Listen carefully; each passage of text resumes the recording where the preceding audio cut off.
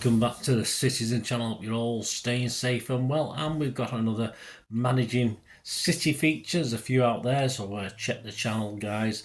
But this is a special one really, with the sad news as I'm putting this vlog together that Sven-Göran Eriksson has been diagnosed with terminal pancreatic cancer. It seemed appropriate for me to feature him in my managing City special as a way of a small tribute to a manager who fondly remembered, I think, by all City fans, I think, at the time. But of course, a lot of fans have come along since. But very fondly remembered. A lot of nice things being said when the sad news came out. So please join me for this managing City special, Sven-Göran Eriksson. Please, if you're new to the channel, push that subscribe button, push the bell notifications, everything City past and present and the future, of course. Lots of different things, a big eclectic mix, information, stuff like this, previews, lots of stuff. Just check the channel out, guys. I do film and TV stuff as well, so if you like me, you love your film and TV as well, bit of stuff on that as well, so check that out. And all your comments on Sven, any memories you've got, of course, are very, very welcome. Interesting season for me, actually. I was struggling to get to games this season, so I missed a lot of Sven's season, but of course I always followed it from a distance anyway. But just let me know your memories, it'd be great to hear them. And I will respond or give you a little like. And if you can like this vlog, guys, even if you just like it for Sven, please give us a like. It'd be much appreciated. Yes, sports agent Jerome Anderson had contacted Sven concerning the manager's job at City. Sven knew very little then about, well, he knew plenty about City, but he didn't know a lot about this guy, Thaksin Shinawatra, of course, at the time. Did any of us? But he did agree to meet in London.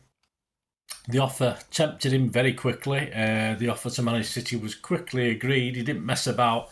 And even though he said he negotiated his own salary, Sven, he said it wasn't as much as being the England manager, he said, but it was still very, very good. Yeah, but not made of money, you know, guys. On the 6th of July, 2007, my birthday, yes, 6th of July 2007, he became the first non-British City manager in our history. That gave him 5 weeks, yes, plenty, 35 days. I mean, certain managers haven't even lasted that long, have they? Gave him 5 weeks to build a new team, as the team he inherited, he claimed, were mediocre to say the least. We weren't going to argue with him.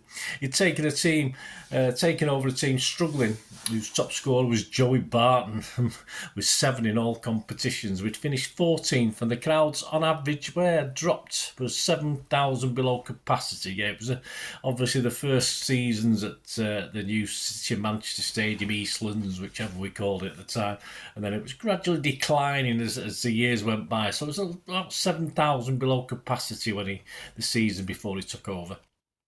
Sven immediately built his team, keeping backroom staff like Derek Fasakali as assistant manager, but bringing in new people and that he knew, like Scout Tord Grip, that's a great name, and another assistant, Hassie Beck. Sven gauged we needed up to 10 new players, almost a complete team. So out came the videotapes, yes, probably DVDs as well in those days. It was a bit of course, videotapes have been discounted by then. There was no time to personally go and watch these guys and send scouts about, so out come the old videotapes to check on these required players. Within 7 days, Rolando Bianchi joined from Regina. Next, we have Gelson, Fernandez, Giovanni, Petrov. Oh, wonderful. Why have we not built statues for these? He also needed to move on players as well. Get rid of them. Barton went to Newcastle. Trevor Sinclair to Cardiff. He also actively loaned out a lot of players. Moorings included Koluka, Alano, Garrido, Bodginov. Sven Eriksson became dubbed Spend Eriksson by the media. His first game in charge was at Doncaster's new Keepmoat Stadium, but most City fans got to see Sven in a pre-season friendly at Eastlands on the 4th of August 2007 against Valencia in the Thomas Cook Trophy. I remember that was the only thing we could win, or attempt to win.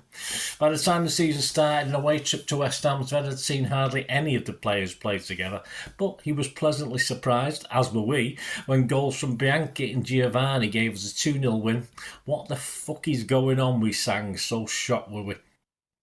The next midweek, a 1-0 win at home versus Derby County put us second, and then imagine the delights on match day 3 when we beat the champions United, also 1-0 at home, to put us top of the table. They pretty much battered us on the day, certainly on the stats, but hey, we'll take it. Sven got manager of the month. It probably would be the best it would get, in fairness. Despite financial problem rumours with Shinawatra, as long as Sven and all were getting paid, he just got on with the job, as you do. Match day 4, City played very well at Arsenal, but lost 1-0 to a late goal after the match. Wenger complimented Sven's team's performance, and the boss Thaksin, though, wasn't very pleased. This was a sort of, he didn't like losing. He told Sven over the phone, last week you were very good, this week you're very bad. All right, say it as it is there, Thaksin. Bodjanov was badly injured against United, so it was a striker Sven had not bought who he came to rely on, of course, his ex-England player Darius Vassell. Sven also had a nice problem. Keepers. We had Isaacson, Schmeichel and Hart in the ranks. He would eventually rely on Joe Hart, of course, despite Thaksin being fairly happy with Castor Schmeichel, as the Thai ladies liked his blonde looks. Perhaps no coincidence then when he signed a new 4-year contract. Off the pitch, apart from the obvious, the weather, Sven was pretty happy. He was a happy bunny with life in Manchester. He had a 2-bedroom suite at the Radisson Hotel, doffed caps and everything, and his every need was catered for. He enjoyed the social side of Manchester, no doubt about that. A promising Carling Cup run came to a shuddering halt, as he tended to do in those days, with a 2-0 home defeat against Spurs. Despite Spurs being down for 10 men for 70 minutes, Sven and City remained in the top 6, so in a 2-0 win at Newcastle, it put us 4th going into the new year. With the opening of the transfer window, he brought in another couple of players, Casido and Benjani. What happened to him? And he let Bianchi go, though. But after Newcastle, Thaksin became unhappy, and 2 losses in the league the next 4, and Sven was certainly getting earache off Thaksin, and was then completely ignored by the owner. Yes, he totally was blanking him because we'd lost a couple of games.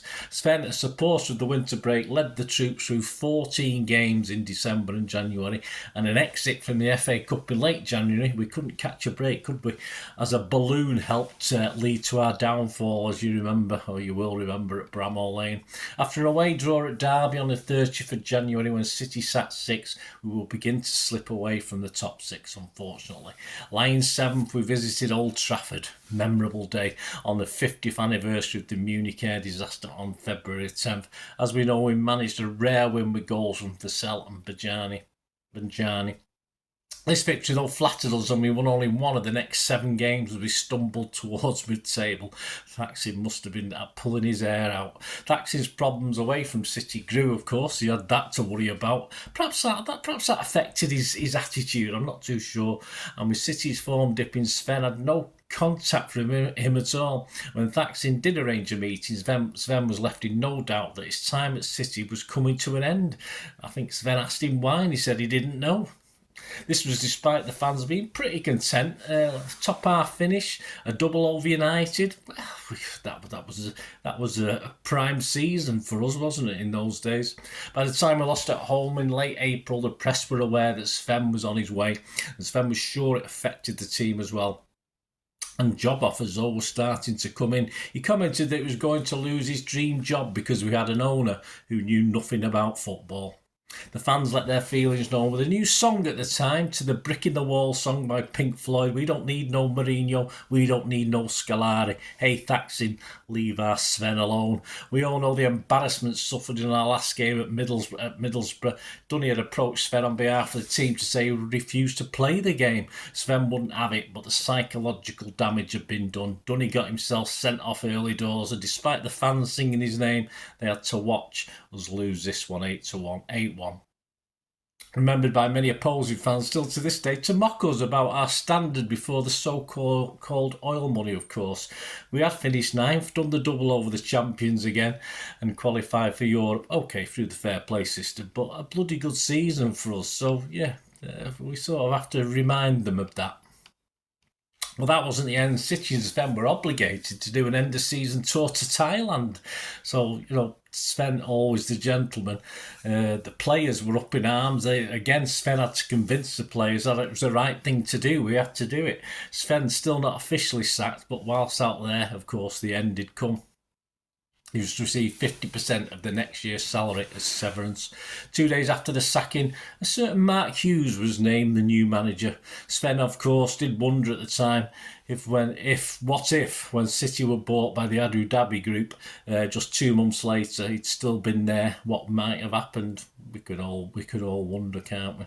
Despite club offers from abroad, Sven took on the challenge of managing the national team Mexico. His stats at City, yes, he had a 42.22% win rate, which wasn't that bad, in fairness. Played 45, won 19, drawn 11 and lost 15. Slightly on the minus on the goals, though. 51 scored and 58 let in. Well, there you go. I hope you enjoyed this. As I say, it was a brief one. Usually these managing Cities go on a little bit longer, but of course Sven was only with us for the season. But I hope you enjoy this little managing City feature. I'm sure you'll join me in sending our love and best wishes, of course, to Sven and thank him for his short but eventful stay at our club. Thank you, Sven. Let me know any memories you've got, guys. It'd be great to hear them. Until we meet again, I only ask one thing, don't I? Please stay safe, Blues. Bye for now.